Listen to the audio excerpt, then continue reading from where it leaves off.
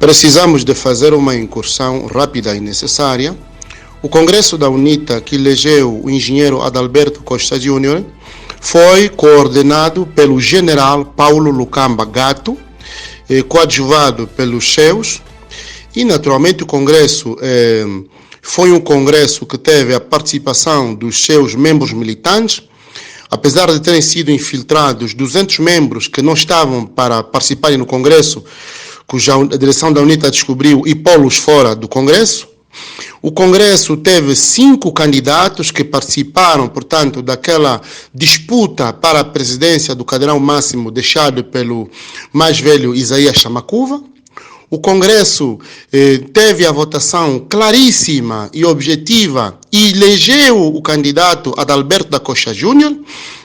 Depois da eleição do engenheiro Adalberto da Costa Júnior, aqueles que organizaram o Congresso levaram toda a papelada necessária ao Tribunal Constitucional e o Tribunal Constitucional validou o Congresso e, naturalmente, validou igualmente a eleição do presidente engenheiro Adalberto da Costa Júnior. O problema da eleição de um presidente em um partido é problema do partido. Se depois de algum tempo, passados quase 2 anos, 1 ano e alguma coisa, alguns militantes de base, supostamente da UNITA, comprados pelo MPLA, tentam uma impugnação ao Ministério, e o Ministério Público recebe esta impugnação da presidência de Adalberto Costa Júnior e passa para o Tribunal Constitucional. E se o Tribunal Constitucional anule esta impugnação digamos assim, portanto, desta presidência e do Congresso da UNITA que elegeu Adalberto Costa Júnior, se o Tribunal Constitucional, estou a dizer repetidas vezes, aceita que, de facto, militantes supostamente da UNITA, comprados por um partido político, inviabilizem tudo aquilo que a própria UNITA fez no seu interesse de arranjar um novo candidato para ocupar o Cadeirão Máximo, se isto é verdade, eu devo dizer o que os latinos dizem, alia jacta est, ou seja, a sorte está lançada, o país está desgovernado. Está desgovernado por quê? O primeiro ponto.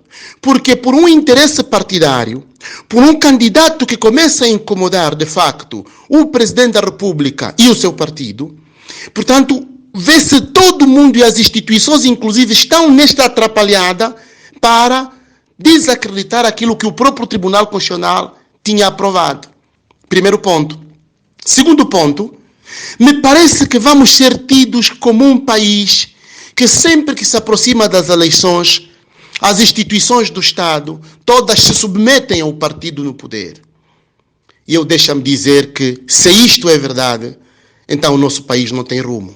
E aqui posso citar o nosso amigo e colega Benja Satula a dizer que tem medo. A gente tem que ter medo do que são estas instituições.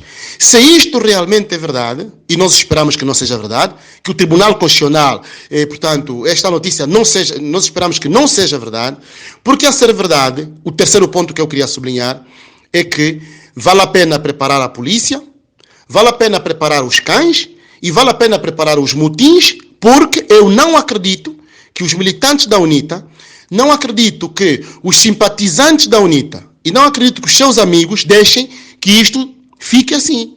E, portanto, me acredito que eles vão sair à rua no devido momento e vai haver uma confusão que não é necessária haver, neste momento em que estamos, de facto, numa pré-campanha.